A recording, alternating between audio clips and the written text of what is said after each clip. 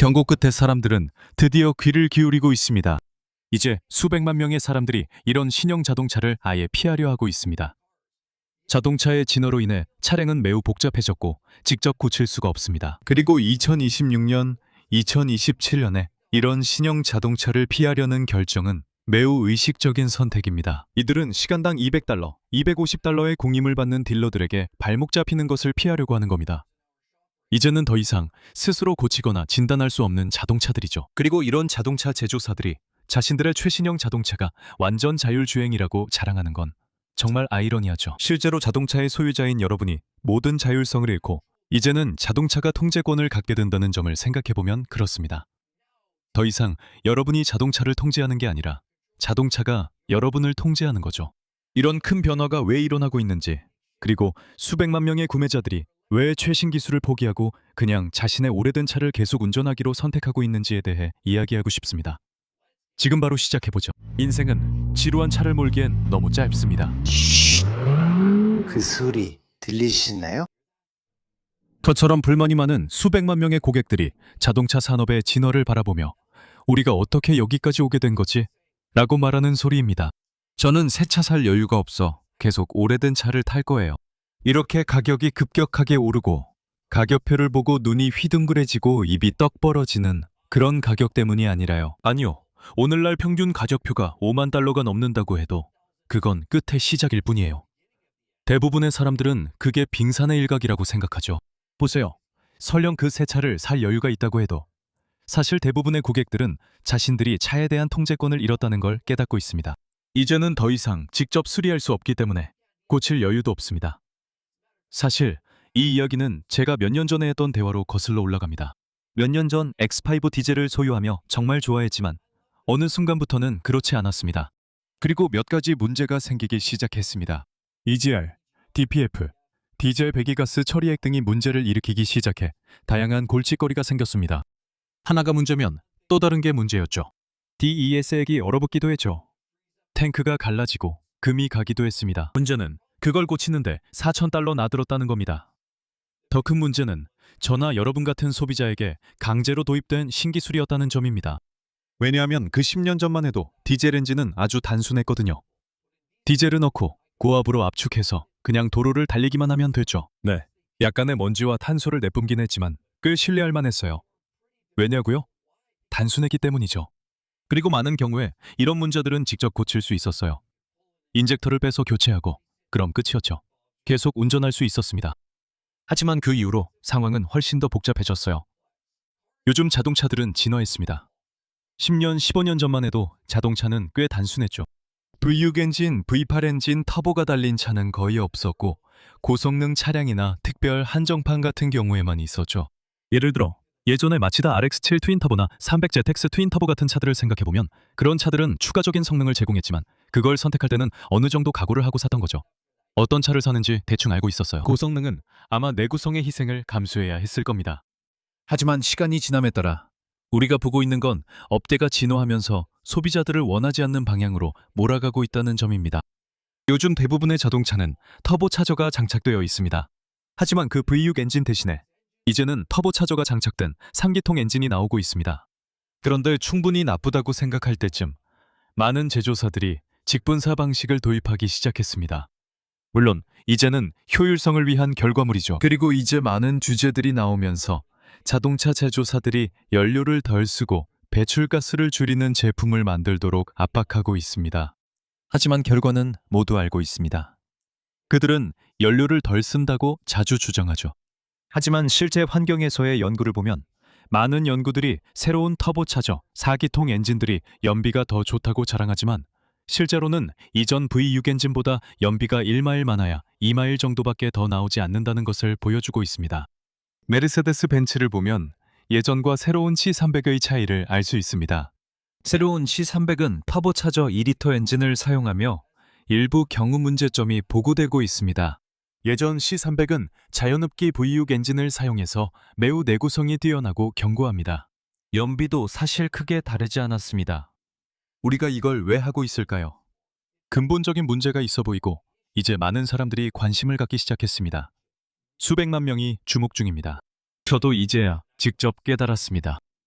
왜냐하면 지금 우리가 보고 있는 것은 이렇게 말할 수 있겠네요. 많은 자동차 제조사들이 소비자를 사실상 궁지로 몰아넣어서 소비자가 어쩔 수 없이 자신의 차를 딜러에게 가져가야만 하는 상황을 만들고 있다는 점입니다. 이제 딜러만 차량 점검과 진단이 가능합니다.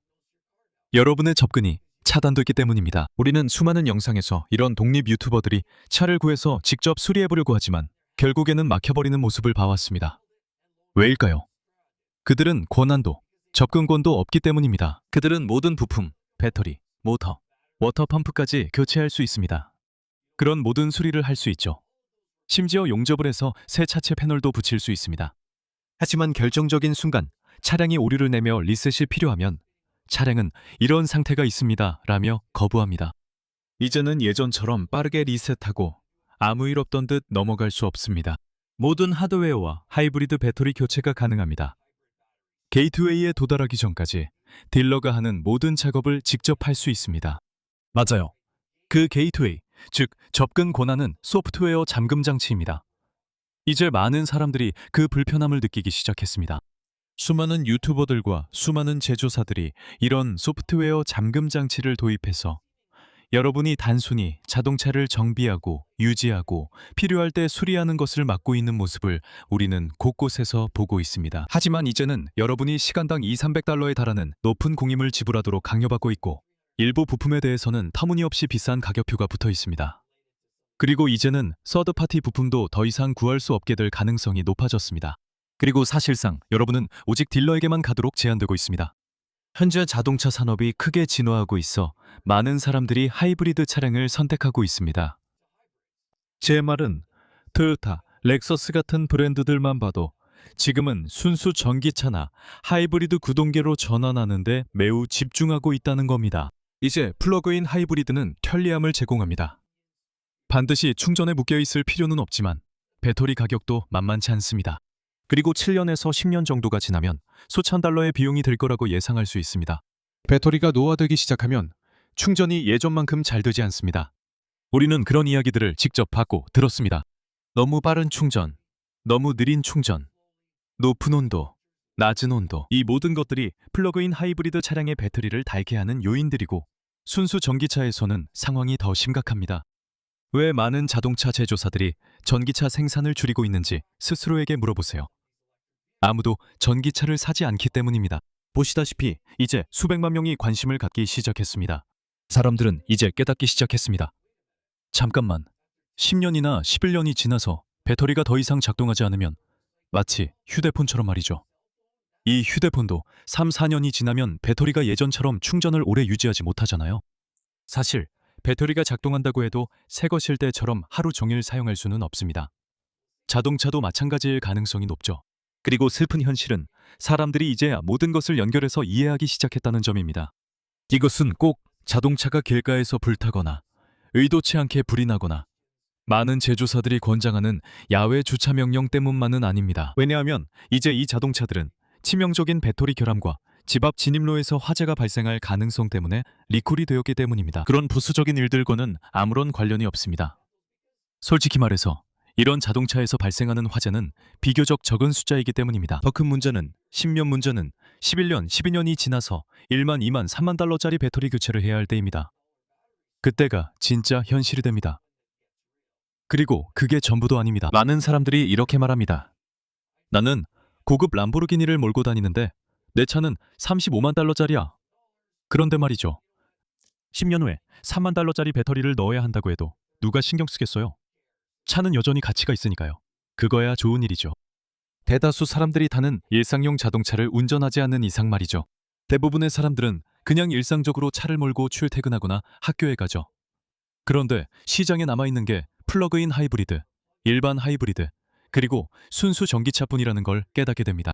정부가 사람들에게 수전기차 구매를 압박하고 있다는 것을 알고 있습니다. 2035년까지 대부분의 서방 국가에서 제로 배출을 목표로 하고 있습니다. 그렇다면 소비자들은 어떻게 될까요?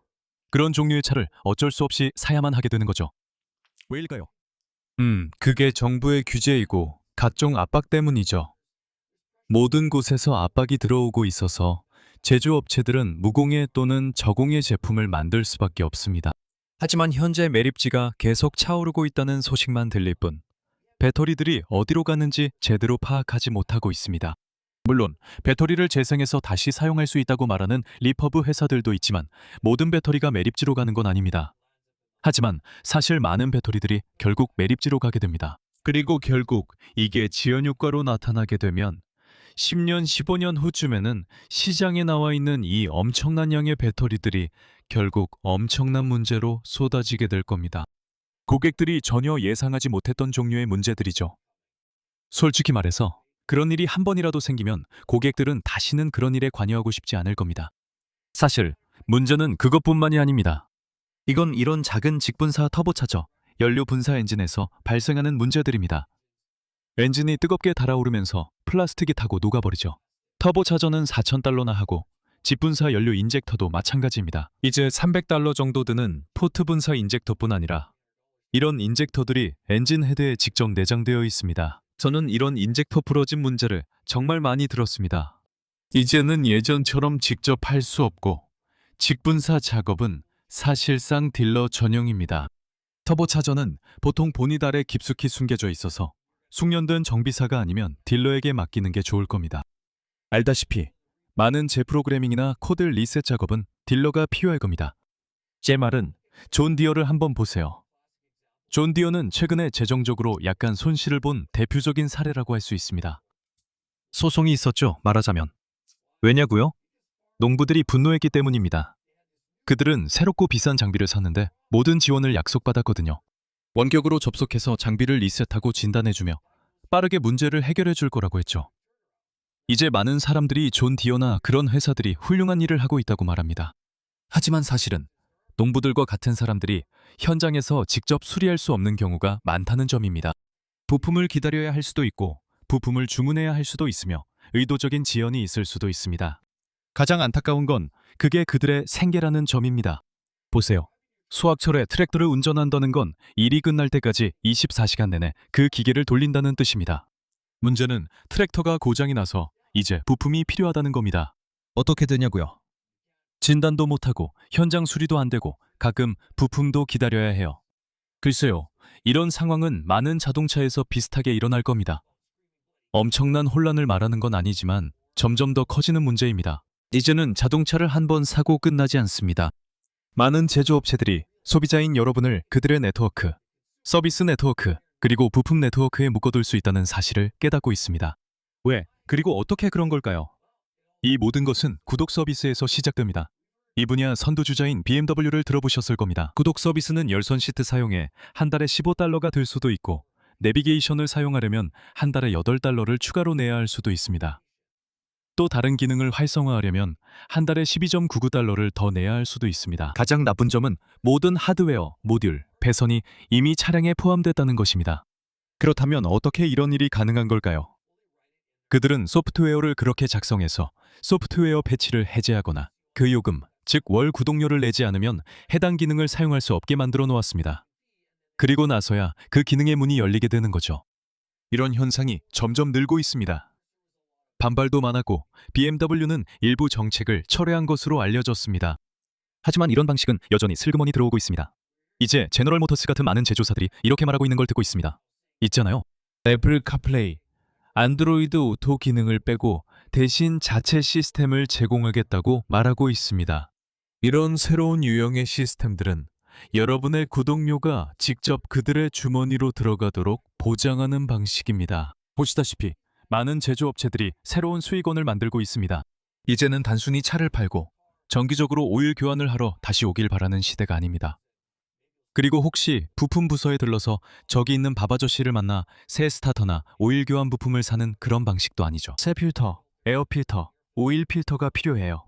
단순히 부품 부서에서 시작해 서비스 부서에 들르는 것 이상의 큰일입니다.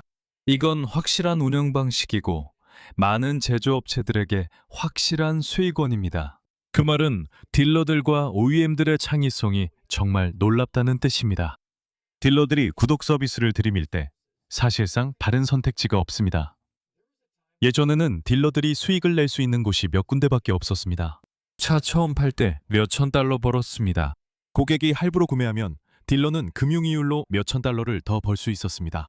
물론 딜러는 당신이 다시 오길 바라며 사실리는 충성도를 높이고 큰 미소와 컨시어지 서비스를 제공하는 데 가깝습니다. 당신이 들어올 때 커피를 건네고 미소 지으며 모든 게 아름답길 바라는 거죠. 그리고 그 큰 미소만으로도 당신이 다시 와서 힘들게 번 돈을 서비스 부서에 쓰게 만들 수 있다고 생각하는 거죠. 하지만 우리는 또한 많은 제3자, 즉 뒷골목에서 운영되는 소규모 독립정비소들이 강하게 성장하는 것도 보았습니다. 이들은 더 낮은 시간당 요금으로 운영되기 때문이죠. 그들은 때때로 비순정 부품을 구할 수 있고 자신들만의 방식으로 창의적입니다. 그리고 직접 정비사와 대화할 수 있죠. 이것은 당신의 차량에 대한 자유와 자율성을 줍니다. 딜러 네트워크에서는 찾을 수 없는 부분입니다. 마지막으로 딜러십에 차를 맡겼을 때 정비사와 직접 대화하면서 실제로 무슨 일이 일어나고 있는지 이해해 보려고 한 적 있으신가요? 당신이 하는 건 창구 직원과 대화하는 것뿐입니다. 차라리 AI 로봇이 더 나을 수도 있어요. 서비스 어드바이저. 절반은 자동차를 잘 모르는 경우가 많으니까요. 대부분의 경우 그들은 정비사에서 또 다른 정비사, 감독자, 그리고 다른 사람에게 전달되는 세 번의 목소리를 통해 전해진 의미 없는 말을 그냥 전달해 줄 뿐입니다. 그리고 서류 작업과 인보이스에 적힌 내용을 읽어서 전달하죠.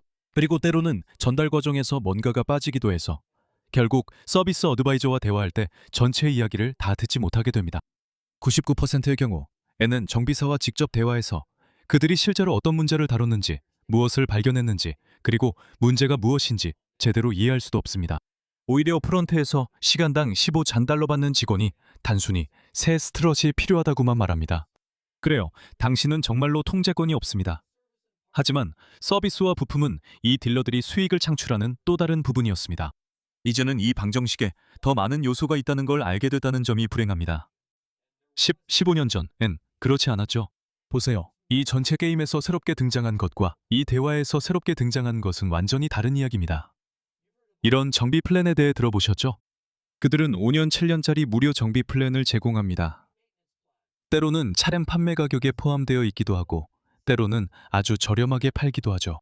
하지만 소비자인 여러분이 모르는 사실은 이게 단순히 7년 무료 정비 플랜이나 5년 무료 정비 플랜에 관한 것만이 아니라는 점입니다. 여기에 포함된 또 다른 사실은 여러분의 차량이 3년 범퍼 투 범퍼 보증만 제공된다는 점입니다. 그래서 그들은 2년을 정비 플랜으로 추가하는 겁니다. 처음 3년간 문제 없을 겁니다. 차는 아주 좋고 열쇠 여기 있습니다. 오일 교환도 완료됐습니다. 감사합니다. 6개월 후에 뵙겠습니다. 일반적으로 그렇게 운영됩니다. 하지만 3년이 지나면 보증이 끝납니다. 그 다음에는 4년차, 5년차 정비를 하게 되죠. 그러면서 스스로 생각하게 됩니다. 나는 무상 정비가 있잖아. 그럼 이용해 봅시다. 다음, 오일 교환과 타이어 위치 교환을 위해 정비소에 가면 모든 것을 점검해 줄 것입니다. 이게 참 재미있게 돌아갑니다. 왜냐하면 대부분의 경우 보증 기간이 끝나면 그때부터 본격적으로 점검하기 시작하거든요. 그때부터 본격적으로 문제를 지적하기 시작해요.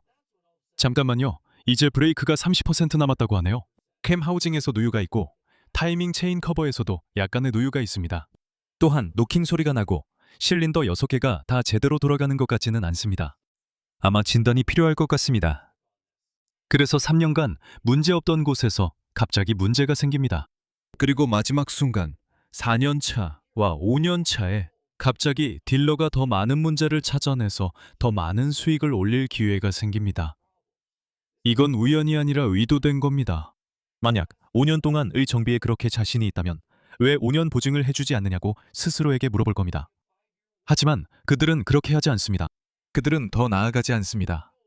경험상 자동차는 시간이 지날수록 노후되고 상태가 나빠진다는 걸 알기 때문입니다. 하지만 그것은 그들이 바로 당신 지갑을 열게 만들 수 있다는 뜻입니다. 그리고 많은 집에서 직접 수리하는 사람들은 이렇게 말하죠. 그래, 그건 괜찮아. 복잡하고 큰 일은 딜러에게 맡길 거야. 그리고 오일 교환이나 브레이크 정비 같은 작은 일들은 내가 직접 할 수 있어. 기계적으로 복잡하지 않으니 충분히 가능해. 있잖아요. 요즘 전기차에 대해 들어본 적 있으세요? 뒷브레이크를 정비하려면 딜러가 소유하고 운영하는 소프트웨어가 필요해서 그걸로 뒷브레이크를 풀어야 해요. 사실 우리 옛날 메르세데스 C300 도 뒷브레이크를 해제하려면 컴퓨터로 주차 브레이크를 강제로 풀어야 해요. 그렇게 하지 않고 캘리퍼를 제거하면 부품이 망가지고 수천 달러가 될 수 있어요. 거의 함정 같고 그들도 그걸 알아요. 그리고 사람들은 이런 추가 기능들을 우회하거나 무력화하는 방법을 알아도 종종 겁을 먹곤 해요. 중요한 점은 예전에는 없던 복잡함이 생겼다는 거예요. 주차 브레이크는 그냥 손으로 당기는 레버면 뭐가 문제죠? 요즘은 모두 전자식 주차 브레이크를 사용해서 솔레노이드와 모터 등 부품이 늘고 복잡해져 굳이 위험을 감수하려는 사람이 많지 않아요. 그래서 대부분 딜러를 선택하고 서비스 센터에 계속 얽매이게 됩니다. 하지만 이 얘기는 여기서 끝이 아닙니다. 수백만 명이 이제 딜러에 얽매이고 비싼 공임을 내야 하며 직접 코드를 리셋할 수 없다는 사실을 깨닫고 있습니다. 이제는 배터리조차 딜러에서 리셋하지 않으면 교체할 수 없습니다. 지금은 정말 많은 제한이 있습니다. 게다가 2027년에는 새로운 규제가 도입되어 여러분을 감시하게 됩니다. 눈의 움직임, 모든 행동을 지켜보면서 운전 적합 여부를 판단하게 되는 것이죠. 그리고 많은 사람들이 이런 규제들이 또 다른 쇠기의 시작이라고 말합니다. 처음에는 안전을 위해서라는 명분으로 시작하죠. 술에 취하지 않았는지 확인하기 위해서라고요. 하지만 많은 사람들은 이런 규제가 점점 확대되어서 여러분이 운전을 할 수 있는지 없는지까지 결정하게 될 것이라고 예상합니다. 보시다시피 자동차들은 점점 독립성을 잃어가고 있고 차주들도 스스로 운전하고 운전에 대한 결정을 내릴 수 있는 독립성을 잃어가고 있습니다. 이제 많은 컴퓨터와 자동차, 완성차 업체들이 여러분이 운전해서 손을 떼게 되는 환경을 만들고 있습니다. 자동차는 완전 자율주행이지만 여러분은 모든 자율성을 잃게 된 겁니다. 보시다시피 이게 바로 업계의 흐름입니다. 사람들은 이제 이런 상황을 보며 내 자동차가 나와 동승자를 감시한다며 말하기 시작했습니다. 그건 정말 별로죠. 사실 포드사는 심지어 차량이 스스로 회수되도록 하는 특허까지 신청했습니다. 그래서 만약 여러분이 할부금을 제때 내지 못하고 몇 달 연속으로 연체하게 되면 포드가 아직 실행하지는 않았지만 그런 상황을 위한 특허가 있습니다. 아직 실행되고 있지는 않지만 그들은 이 차량이 스스로 주차장이나 집에서 도로로 이동해서 견인차가 쉽게 가져갈 수 있도록 하는 아이디어를 확실히 하려고 합니다. 또는 차량이 스스로 경매장이나 본사로 이동해서 은행이 회수하고 판매할 수 있도록 한다는 것입니다. 보시다시피 이런 것들이 현재 도입된 새로운 기술들입니다. 오늘날 이 자동차들의 자율성은 사라졌습니다. 아주 간단합니다. 이제는 고칠 수 없는 자동차들입니다. 복잡하고 고장이 나면 수리비도 비쌉니다. 플라스틱 부품은 녹아내립니다. 많은 사람들은 자동차 엔지니어들이 예전만큼 똑똑하지 않다고 봅니다. 제 말은 예전에는 자동차가 엔진룸 안에서 녹아내리는 일이 없었죠. 특정 방식으로 누유가 생기는 일도 없었고요. 카본 찌꺼기가 끼는 일도 없었습니다. 그렇다면 어떻게 엔지니어들이 더 멍청해졌다고 할 수 있을까요? 사실은 그렇지 않습니다. 그들은 자신의 한계를 잘 알고 있습니다. 그리고 그게 문제죠. 그들은 그 어느 때보다 더 똑똑해지고 있습니다. 그들은 수명 주기, 욕조 곡선, 초기 고장률 같은 것들을 이해하고 있습니다. 그들은 차량의 수명을 알고 있습니다. 그들은 워터펌프 같은 개별 부품의 수명, 몇 마일을 갈 수 있는지, 몇 번의 사이클을 견디는지, 그 버튼이 몇 번 눌리는지, 그 스위치와 그 노브가 몇 번 작동하는지까지 알고 있습니다. 그래서 그들이 이런 큰 패널을 포함하는 이유도 이것입니다. 이제 모듈화가 훨씬 쉬워졌기 때문이죠. 이제는 작은 저항기나 부품, 스위치 하나만 따로 파는 대신 만약 화면에 문제가 생기면 그 스위치만 파는 게 아니라 전체 어셈블리를 플러그 앤 플레이 방식으로 판매할 수 있습니다. 하지만 그 가격이 $3,800나 될 겁니다. 그들은 그 안에 있는 작은 부품 하나만 고장났더라도 신경 쓰지 않습니다. 전체를 다 팔려고 할 겁니다. 요즘 많은 자동차들이 엔진이 설계상 매우 모듈화되어 있다고 자랑합니다. 예를 들어 BMW도 그렇고 사실 그들의 일부 모듈식 엔진은 예전 차량에 비해 훨씬 개선된 점이 많습니다. 결국 중요한 점은 예를 들어 포르쉐의 경우 M96 엔진이 좀 더 통합된 드라이 선프 방식이거나 거의 모듈형 엔진으로 간주됐다는 겁니다. 그래서 엔진을 서로 바꿔 끼우기가 매우 쉬웠습니다. 사실 수년 전부터 포르쉐를 비롯한 많은 자동차 회사의 옛날 엔진 제작자들은 점점 사라지고 있습니다. 그리고 제가 보기에는 요즘 포르쉐 차량들은 대부분 모듈형 설계를 더 많이 사용하고 있고 엔진을 재조립하거나 수리하는 것이 그리 현실적이지 않습니다. 이제는 그냥 교체용 엔진을 구해서 $28,000만 내고 교체하면 다시 도로에 나갈 수 있다는 얘기가 더 많아졌습니다. 예전에는 밸브 가이드가 타거나 밸브가 손상되면 상부만 분해해서 수리할 수 있었던 시절도 있었죠. 물론 그런 도전을 기꺼이 받아들이는 창의적인 서드파티 업체들이나 훌륭한 DIY 매니아들도 있긴 합니다. 요즘 엔진은 예전과 달리 더 조밀하고 복합적이며 모듈화되어 제작됩니다. 그래서 그렇게 할 수밖에 없는 상황입니다. 감가상각이 너무 심하게 된 차량에 대해 까다로운 결정을 내려야 합니다. 이제 전체 차량을 버릴지 2만 달러짜리 차에 2만 8천 달러를 들여 엔진을 교체할지 결정해야 합니다. 당신이라면 어떻게 하시겠습니까? 맞아요. 이런 새로운 기술들 때문에 많은 차량들의 가치가 아주 빠르고 쉽게 떨어지게 됩니다. 그러니까 요즘 자동차에서는 이런 부품들 중 한두 개, 세 개의 모듈만 교체해도 비용이 많이 듭니다. 그리고 이제 이런 신기술이 적용된 터보 3기통, 4기통 차량들은 10만 마일을 주행하면 감가상각이 심하게 일어나서 차량 가치가 크게 떨어집니다. 그래서 한두 번 정도의 반쯤 치명적인 고장이 나면 그 차는 이미 수리할 가치가 없는 상태가 됩니다. 그때부터는 아무 의미가 없죠. 그리고 많은 사람들이 6년이나 7년 된 차를 그냥 폐차해버리는데 그 이유는 수리가 비교적 경미하거나 10년 전 자동차 설계 기준으로 보면 충분히 고칠 수 있는 문제임에도 불구하고 그렇다는 겁니다. 하지만 모듈이나 콘솔, 부품, 심지어 DCT 변속기나 CVT 변속기 같은 것들의 수리 비용이 너무 비싸기 때문이죠. 최근 닛산 차량 수리비가 8,000달러까지 들지만 닛산 센트라 중고차 가치는 5,500달러에 불과할 때도 있습니다. 이렇게 되면 결정을 훨씬 더 쉽게 내릴 수 있게 되고 차주들은 그냥 차를 버리기로 결정하게 됩니다. 보시다시피 이런 복잡한 설계와 과도한 기술 때문에 많은 사람들이 그냥 매 오래된 차를 계속 타는 게 낫겠다고 결정하게 됩니다. 그래서 이제 여기서 결정이 내려집니다. 중고차 품질을 한번 살펴보신 적 있으신가요? 쓰레기죠.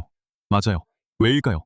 왜냐하면 소유할 가치가 있는 좋은 것들, 평판이 좋은 브랜드들, 제조사들, 아큐라, 렉서스, 토요타, 혼다, 마츠다 등 여러분이 아는 유명하고 평판이 좋은 제조사들의 차량들은 중고차 시장에서 찾을 수 있는 유일한 차량들은 주행거리가 엄청나게 많거나 심하게 부서졌거나 아니면 나쁜 이력이나 좋지 않은 과거가 있는 차량들 뿐입니다.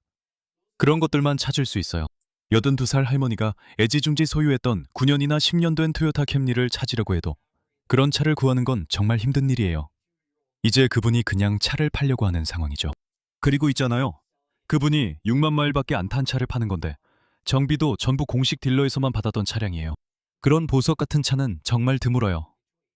이제 시장에서 찾을 수 있는 건 상태가 안 좋거나 녹슬었거나 심각한 사고 이력이 있는 차뿐이죠. 왜냐하면 사람들이 알아보고 있기 때문이죠. 수백만 명의 사람들이 이 업계에서 무슨 일이 일어나고 있는지 앞차리고 있습니다. 그리고 간단한 사실은 점점 더 많은 사람들이 15년 된 오래된 자동차나 트럭의 엔진을 다시 고치기로 선택하고 있다는 겁니다. 도로에는 녹슨 팬더가 있는 오래된 픽업 트럭이 많습니다. 왜일까요? 사람들이 녹슨 차를 좋아해서일까요? 아니요. 그들은 엔진이 달린 트럭에 9만 달러를 쓰고 싶지 않습니다. 그 엔진은 6만 마일 전에 오버홀이 필요할 수 있기 때문입니다. 그래서 그들은 새 트럭에 10만 달러가 넘는 돈 쓸 필요 있나? 재생 엔진에 8, 9천 달러만 쓰면 되는데 라고 말합니다. 그래서 맞아요. 팬더에 약간 녹이 있지만 사람들은 볼트로 팬더 플레어를 달아 녹을 몇 년 더 가리려 합니다. 휠 베어링이 나가면 1,000달러를 써서 자동차나 트럭에 새 프론트 핸들을 달죠. 그러면 끝이에요. 보세요. 오래된 혼다 CR-V, 토요타 랍사, 토요타4 러너 캠리, 코롤라 이런 것들도 모두 예시입니다. 마스다 3도 마찬가지고요. 이런 차들이 사람들이 갖고 싶어하는 예시입니다. 그리고 사람들은 2008년이나 2010년쯤에 나온 자연흡기 V6 엔진이 들어간 사러너를 25만 킬로미터를 탄 상태로 사는 것도 괜찮다고 생각합니다. 그때 나온 엔진들은 100만 킬로미터도 거뜬히 갔으니까요. 사람들은 신경 쓰지 않았고 차체만 멀쩡하면 운전하며 모험을 감수했습니다. 그리고 그건 쉽게 감수할 수 있는 모험이었습니다. 왜냐하면 그 오래된 차들 중 상당수는 터보가 없었고 직접 분사 방식도 아니었으며 대부분 OBD 규격을 따랐기 때문이죠. 옛날 코드 리더기를 꽂아서 빠르게 진단한 뒤 직접 고치고 다시 20만 킬로미터를 더 탈 수 있었죠. 보시다시피 자동차 산업의 진화로 상황이 변하면서 사람들이 무슨 일이 일어나는지 파악하기 시작했습니다. 많은 사람들은 배터리가 들어간 진공청소기 같은 차를 타고 다니고 싶어 하지 않습니다. 그 차량이 10년 후에 2만 달러짜리 배터리 교체가 필요할 때 차량 가치는 고작 8,000달러밖에 안 되니까요. 그건 말이 안 되고 사람들이 깨닫고 있습니다. 사람들은 또한 이런 모든 추가 비용들, 즉 차량에 해야 하는 모든 것들이 결국 딜러 서비스 센터에 얽매이게 만든다는 사실을 인식하기 시작했습니다. 공인비는 시간당 200, 225.달러로 하루 종일 동일합니다. 이제는 신차 가격을 감당할 수 있느냐의 문제가 아니라는 생각이 듭니다. 요즘 평균 거래 가격이 5만 달러, 5만 2천 달러로 계속 오르고 있지만 그건 시작에 불과합니다. 진짜 큰 돈은 그 차량을 앞으로 10년, 15년, 20년 동안 유지하는 데 들어가는 비용입니다. 그 차가 그만큼 오래 버틴다면 말이죠. 행운을 빕니다. 사람들이 점점 똑똑해지고 있습니다. 수백만 명의 구매자들이 이제는 내가 가진 차를 고쳐서 타겠다고 말하기 시작했습니다. 그리고 저는 제 오래된 믿을만한 토요타, 오래된 믿을만한 혼다, 오래된 믿을만한 렉서스, 아큐라 같은 차가 좋습니다. 왜냐하면 제가 직접 고칠 수 있기 때문이죠. 딜러도 차도 저를 지배하지 않습니다. 저는 계속 운전할 겁니다. 댓글 남겨주세요. 여러분의 생각을 듣고 싶습니다. 그리고 항상 그렇듯이 생각할 거리를 더해줄 영상 몇 개도 준비했습니다. 곧 여러분 모두를 다시 뵙길 바랍니다. 그때까지 안녕히 계세요. 다음에 또 이야기 나눠요. 안녕, 츄.